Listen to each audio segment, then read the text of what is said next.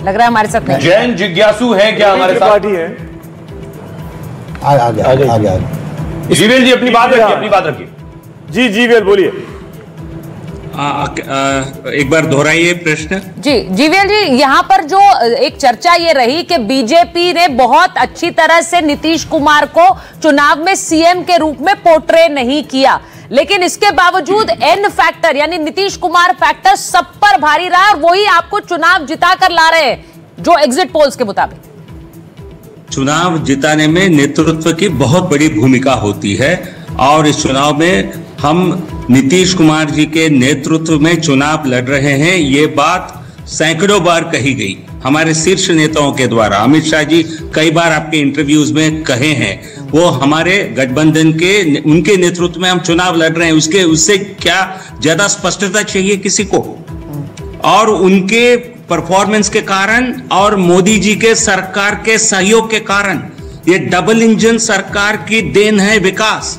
पूरा बिहार में आप जानकर देखिए इस प्रकार का विकास पिछले 10-11 साल में जो साकार हुआ, उसका एक बड़ा कारण बीजेपी जेडीयू गठबंधन, नरेंद्र मोदी जी के समर्थन, नीतीश कुमार जी के डिलीवरी, ये जोड़ी का असर है।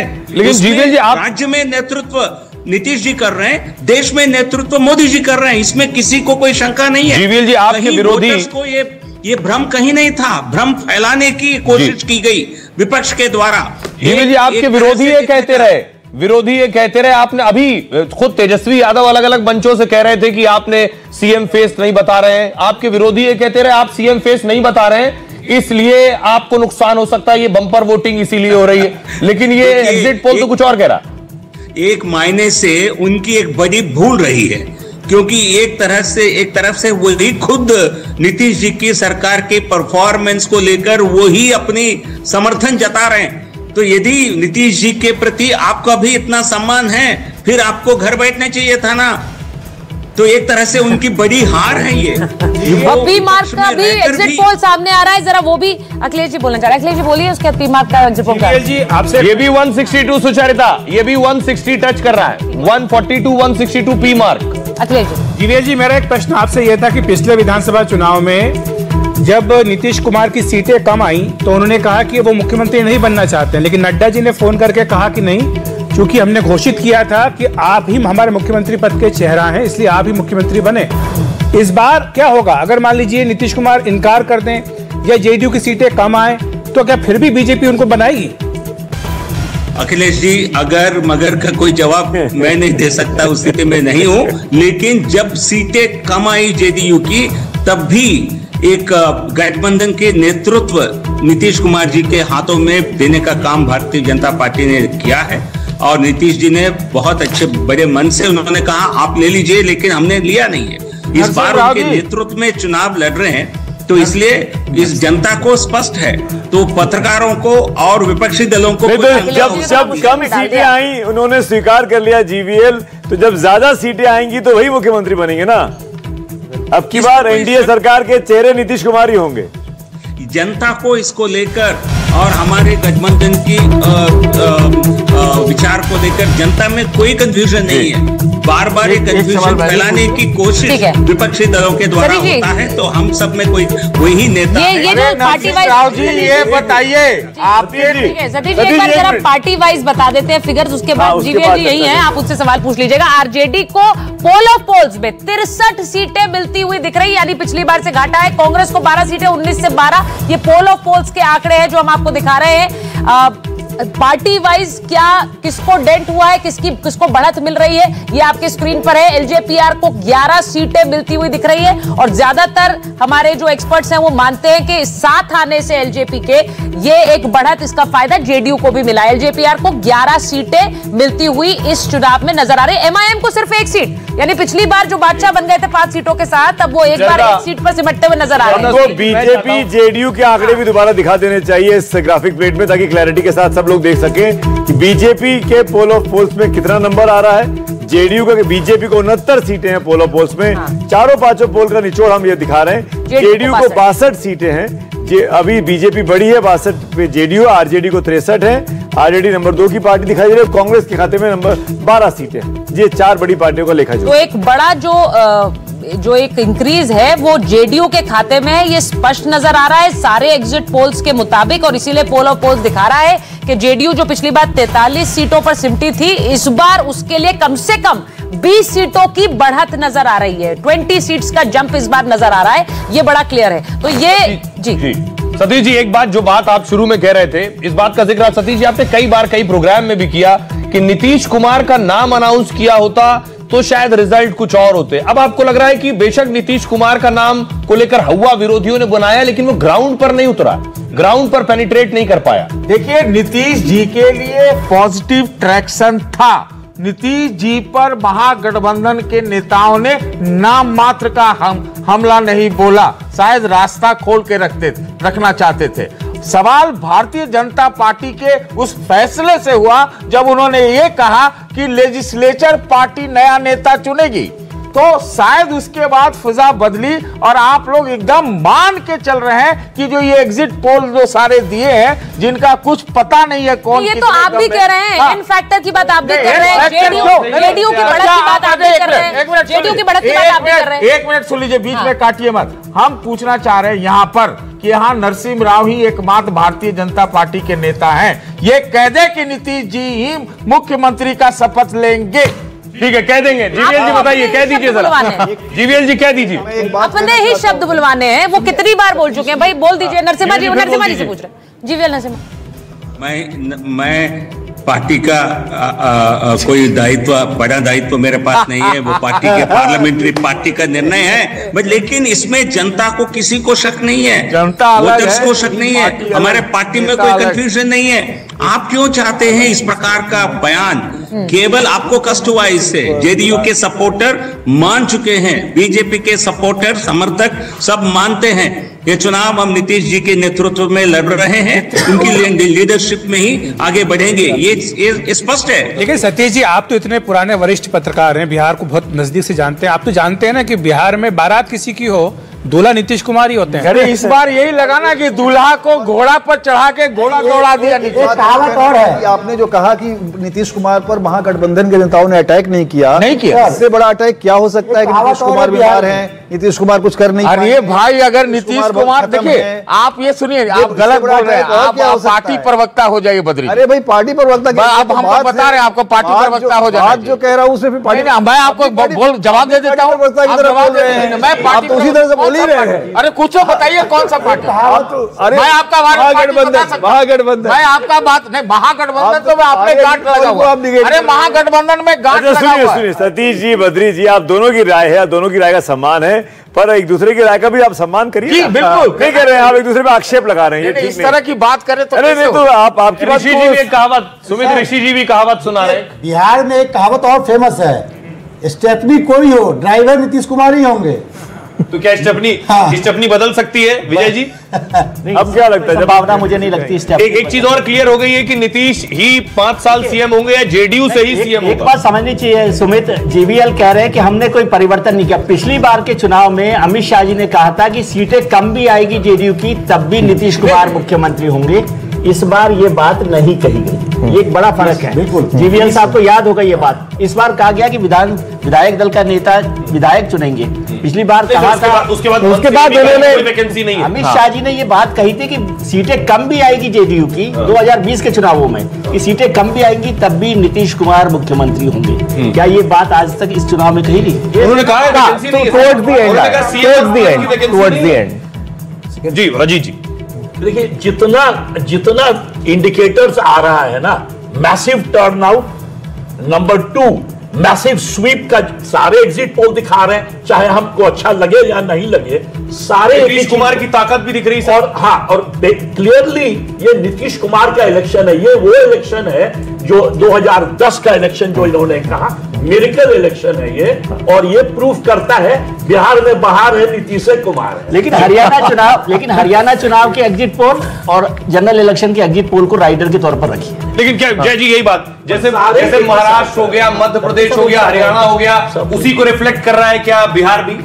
कि एक चीज बहुत इंपॉर्टेंट है, मध्य प्रदेश में जेंडर वाइज टर्नआउट डिफरेंस इतना नहीं था, बोथ वर क्लोज। महाराष्ट्र में even after the women schemes the women were lagging the men, gender wise women का टर्नआउट थोड़ा कम था मेन से। बिहार में it is the other way round, the women turnout is substantially more than the male turnout, 8%। So I therefore think the opinion exit poll carries some credibility. अब एक जी आने के लिए एक एग्जिट पोल तो कहता है कि महागठबंधन आगे, सारे एग्जिट पोल कह रहे हैं कि एनडीए आगे। एक चीज और हमारी स्क्रीन पर भी आ रहा है, जो मैं जय मैं आपसे पूछना चाहूंगा, आपसे जिससे आप आंकड़े समझते हैं। जय ये सवाल मेरा आपसे है। अब तेजस्वी यादव के पीछे यूथ दिखाई दे रहा था, यूथ बड़े मात्रा में बोल रहा था कि रोजगार चाहिए, पेपर लीक नहीं होने चाहिए, कैंपेन दिखाई दे रहे थे। अब जो आंकड़े दिखाई दे रहे हैं, अगर ये एग्जिट पोल वाकई में एग्जैक्ट पोल साबित होता है 2 दिन बाद, तो क्या ये माना जाए कि यूथ भी अंत में गया वहीं जहां पे कास्ट गई उसकी? नहीं, ये एक बहुत विचित्र गणित हुआ है। शायद अगर ये आंकड़े सही है तो एक विचित्र गणित हुआ है। वो गणित ऐसे है कि जो यूथ तेजस्वी की तरफ जा रहे थे उनके लिए पीके एक बीजेपी का सेफ्टी वाल्व बन गया। मतलब rather than allowing the anti incumbent vote to gather behind Tejashwi Yadav, mister PK took it away. Whatever extra loss that was going to be happening to the BJP with that youth vote going away, वो उन्होंने compensate कर लिया women vote से। वो एक विचित्र गणित शायद इस आंकड़ों से प्रतीत होता है। तो आप ये कह रहे हैं कि जो जय जो बात कह रहे हैं, मैं उस बात को थोड़ा समझना चाहती हूँ, क्योंकि प्रशांत किशोर का जो फैक्टर है जिसकी बात बार बार हो रही थी कि पीके चलेंगे कि नहीं चलेंगे, किसके वोट काटेंगे। जय आप ये कह रहे हैं प्रशांत किशोर ने अगर वोट काटे हैं तो वो आरजेडी और तेजस्वी के काटे, मतलब बीजेपी नहीं, वो एक सेफ्टी वाल्व बन गए। वो वोट कट के बीजेपी से निकल रहे थे, but he prevented them from going to the other side. बोलिए बद्री जी, बोलिए। क्या होता है, एक साइकी क्रिएट होती है। जो साइकी क्रिएट किया प्रशांत किशोर ने, तो वो एक तरह का सेटिस्फैक्शन में बदल जाता है। उनको लगा कि ठीक है भाई, वो प्रशांत किशोर हमारी बात कह रहा है और हमारी बात आगे बढ़ रही है, तो वो उधर मूव करता है। वो वोट भले ही अंत समय ना दे, लेकिन वो साइकोलॉजिकली वहां मूव करता है। लेकिन एक बात इसमें और होती है कि ये जो पूरा जो माइग्रेशन का इशू था, जिसको कि माइग्रेंट बहुत बड़ा बढ़ाया गया, प्रवासियों का इशू, आपको पता है कि गांव में से जो माइग्रेट करने वाला है वो अपनी असफलता नहीं सुनना चाहता गांव में, कि वहां बहुत जलालत से रह रहा है, बहुत बुरी तरह से रह रहा है। पूरा नैरेटिव था कि माइग्रेशन बहुत गलत है, माइग्रेशन होना नहीं चाहिए, माइग्रेशन को रोक देना चाहिए। ये बहुत कन्वेंशनल नोशन है। माइग्रेशन फ्लॉप हो गए सर इस रिजल्ट के। यस, दैट्स, मैंने अभी 4 दिन पहले इस पर आर्टिकल लिखा है, नीतीश कुमार की, मैंने ये बात कही है सब खत्म हो गए। ये रॉन्ग स्ट्रेटजी था, क्योंकि क्योंकि वो प्रवासी जिसको इन्होंने भिखारी ठाकुर के विदेशिया से लिया था, वो प्रवासियों का लोग गुण गाते हैं कि जैसे कैसे आता है तो रेडियो लेके घूमता है, मोबाइल लेके घूमता है, गीतों में, गानों में, तो परसेप्शन चेंज हुआ है। और उनके साथ पूरी फैमिली है। इंटरेस्टिंग आपका एनालिसिस है बद्री सर, और ये जाहिर तौर पर इसको भी देखना होगा, जब यही अगर एग्जिट पोल एग्जैक्ट पोल में 14 तारीख को तब्दील होते हैं, और अगर नहीं होते तब आप क्या समझाएंगे बद्री जी? हम आपको 14 तारीख को भी पूछेंगे। मैं एक बार चलना चाहूंगा मनोरंजन भारती के पास, हमारे के पास। मनोरंजन जी, 5 या 6 एग्जिट पोल दिखाए और सबकी हवा बिल्कुल साफ है। 140, 150, 160 तक का आंकड़ा जा रहा है एनडीए के पक्ष में। जेडीयू बड़ा गेनर बन के निकल रही है। आरजेडी जो सबसे बड़ी पार्टी थी अभी तक पिछले 20-25 सालों से, वो अब बड़ी पार्टी नहीं रह रही है। वो नंबर 2 पे और कई जगह नंबर 3 पर भी खिसक रही है। देखिए, जिस ढंग की पोलिंग हुई तो इसका मतलब साफ है कि किसी एक गठबंधन को लैंडस्लाइड मिलेगा, चाहे जिसको भी मिले। ये एग्जिट पोल है जो नैरेटिव बिहार में बना है और उसको लेकर के, लेकिन अब अभी देखना होगा जेडीयू वाली बात जो है वो बात भी सही हो रही है कि क्योंकि बाद में जो मैंने कहा ना कि जब ये बात आई कि नीतीश कुमार को चीफ मिनिस्टर कैंडिडेट साफ क्यों नहीं डिक्लेयर किया गया, उच्च स्तर पे करना चाहिए था, तो एक जो है जनता के बीच में, उनके समर्थकों के बीच में एक बहुत चर्चा हुई और उस चर्चा को लेकर के हुआ कि नहीं, उनको एक अच्छा फेयरवेल मिलना चाहिए। शायद इसका असर जो है नीतीश कुमार के पक्ष में दिखा है। तो लेकिन इन सब चीज़ों के अलावा अभी भी मुझे लगता है कि यदि आरजेडी और जेडीयू के बीच में ही टॉस होगा कि कौन सबसे बड़ी पार्टी होती है, मेरा ये मानना है कि चूंकि आरजेडी 140 के करीब सीट लड़ रही है तो शायद उसके चांसेस ज़्यादा हो सकते हैं अभी भी, यदि लॉ ऑफ एवरेज के अनुसार आप देखें तो। और अब जहाँ पर जेडीयू है 100 सीट्स दोनों लड़ रहे हैं बीजेपी, तो इनको भी देखना होगा कि ये इनका स्ट्राइक रेट कैसा होता है। पिछली बार जो है चिराग पासवान के वजह से जेडीयू को मात खानी पड़ी थी, लेकिन इस बार ऐसा लगता है कि जेडीयू जो कास्ट कॉम्बिनेशन बना एनडीए के खाते में वो जाहिर तौर पर शुरुआत से ही एडवांटेजियस दिखाई दे रहा था। अगर हम सिंपल अरिथमेटिक कर भी जोड़ लें, जिस तरह की पार्टियां एनडीए के पास थी, जिस तरह की पार्टियां महागठबंधन के पास थी। मेरे साथ जन स्वराज पार्टी के प्रवक्ता कुमार सौरभ भी इस वक्त जुड़ गए हैं। कुमार सौरभ, स्वागत है आपका एनडीटीवी इंडिया पर। लेकिन खबर अच्छी नहीं आ रही है एग्जिट पोल में। एग्जिट पोल में ज्यादातर पार्टियां, ज्यादातर सर्वे जो हैं वो आपको 0, 1, 2 के आसपास ही लेके जा रहे हैं। आपने बहुत बड़े बड़े दावे किए थे, या तो 10 या 140, 10 तक भी नहीं पहुंच रहा आंकड़ा। कुमार सौरभ, क्या आप सुन पा रहे? सौरभ, क्या आप मुझे सुन पा रहे? आवाज नहीं जा रही है आगे। हम कुमार सौरभ के पास वापस जाएंगे, क्योंकि पीके प्रशांत किशोर को लेकर बहुत ज्यादा चर्चाएं हुई हैं इस बिहार के चुनाव भर में कि क्या प्रशांत किशोर सीटें निकाल रहे हैं। प्रशांत किशोर खुद दावे कर रहे थे, बहुत सारे इंटरव्यूज दिए हैं। कुमार सौरभ, अगर आवाज आ रही है आपको हमारी, अगर आप सुन पा रहे हैं, एग्जिट पोल से अच्छी खबर नहीं है आपकी पार्टी के लिए। जो एग्जिट पोल्स आपको सीटें नहीं दे रहे हैं। आवाज नहीं जा रही है, आवाज नहीं जा रही है। ये आश्चर्यचकित करने वाली खबर है इस पूरे चुनाव की।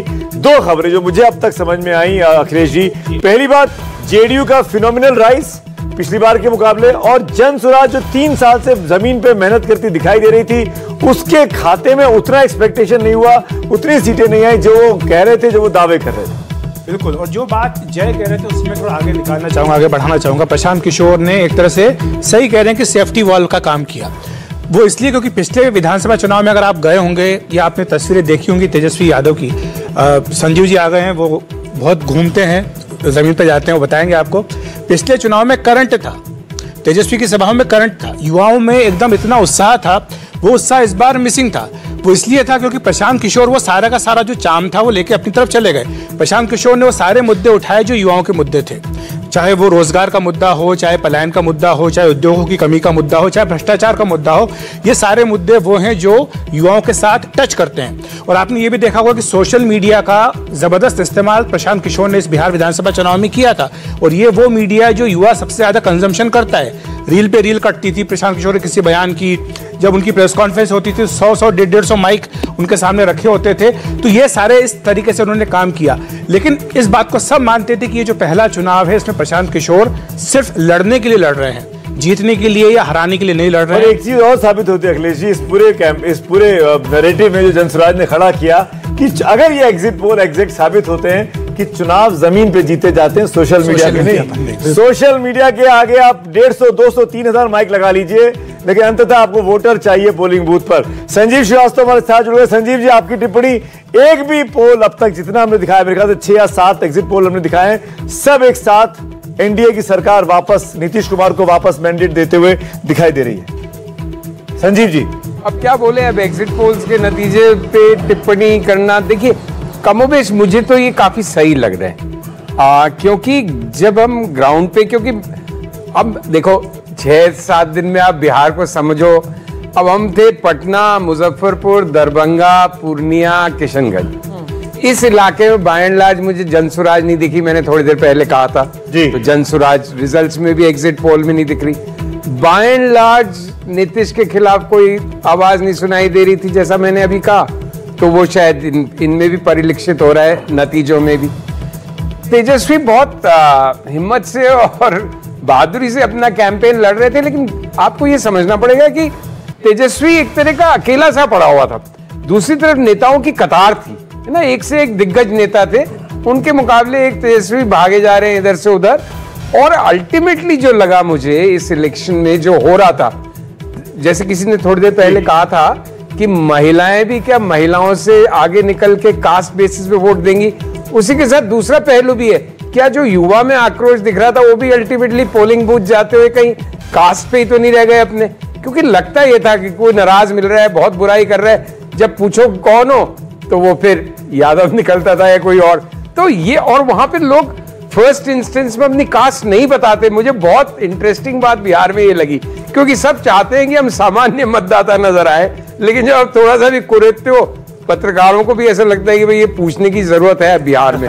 अल्टीमेटली कास्ट मैट्रिक्स में निपटा, नीतीश की पॉपुलैरिटी बनी हुई है। एक बार सुबोध मेहता जी के पास और शायद बीजेपी इतनी बात कर रहे हैं लोग, बीजेपी उनको बनाएगी नहीं बनाएगी, मेरे ख्याल से 100% बनाएगी, क्योंकि नीतीश की विरासत की लड़ाई होगी जब, तो बीजेपी उससे वंचित नहीं होना चाहेगी, उसके विरासत के और वंचित नहीं होना चाहेगी। और अब तो सीटें भी इस तरह से आ रही हैं संजीव जी, जिस तरह के आंकड़े दिख रहे हैं, अगर ये होते हैं एग्जैक्ट सीटें, अगर इस तरह के ही कुछ आंकड़े आते हैं तो फिर तो उससे अलग हो पाना या पार पाना तो मुश्किल होगा। एक बार आ रही हूँ आपके पास, सुबोध मेहता जी आरजेडी से जुड़ गए हमारे साथ, कुमार सौरभ हैं जनसुराज के प्रवक्ता। कुमार सौरभ जी, अगर आपको आवाज आ रही है, क्योंकि 2 बार आपसे बात करने की कोशिश हो गई है, आपकी आप तक आवाज नहीं पहुंची है, तो जरा सर हिलाकर बता दीजिए हमें कि आप सुन पा रहे हैं हमें। और सुबोध मेहता जी के पास जरा एक बार चले जाएंगे, क्योंकि सुबोध मेहता जी आरजेडी के लिए, अभी आपने संजीव जी को सुना, वो कह रहे हैं कि तेजस्वी ऐसा लग रहा था अकेले ही लगे हुए हैं और अकेले ही मतलब पूरा रथ खींच रहे थे। सीटें कम हो रही हैं और सरकार बनती हुई नजर नहीं आ रही एग्जिट पोल। सुबोध जी, दो तीन बातें मैं कहूंगा यहाँ पर।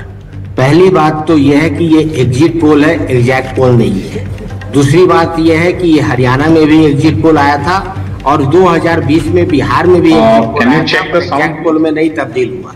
अब बात करिए, आपने जो दिखाया चाणक्य का, मैट्रिक्स का और INS का, वही मैं दूसरी तरफ ले जाना चाहता हूँ। ये लोग कह रहे हैं कि 60,000 हम लोगों का सैंपल सर्वे है, तो आप 7 करोड़ जनसंख्या है वोटर का वहाँ पे, उससे ज्यादा, और 60,000 तो जो है मुझे लगता है कि 0.8% है, 0.08% है इसकी सैंपलिंग। मैं उस पर क्वेश्चन नहीं करूंगा, लेकिन इससे इतर जाकर मैं कहना चाहता हूं कि ठीक इसी प्रकार से इंडिया टुडे एक्सिस का आप देखिएगा तो वहां पे बीजेपी जेडीयू को 69 से 91 और हमें 139 से 161 दिखा रहा है। न्यूज 18 का अगर देखिएगा, न्यूज 18 टुडेज का, तो यहाँ पर एनडीए का 55 दिखा रहा है और हमें 180 दिखा रहा है। एबीपी वोटर का देखिएगा तो 104 से 128 दिखा रहा है एनडीए के, और हमें जो है 131 दिखा रहा है। जन की बात में भी आप देखिए 91 से 117 दिखा रहा है। ये कहाँ देख रहे हैं आप? Opinion poll. अरे या ओपिनियन पोल बोल रहे हैं या एग्जिट पोल बोल रहे हैं आप? मैं एग्जिट पोल की बात कर रहा हूँ।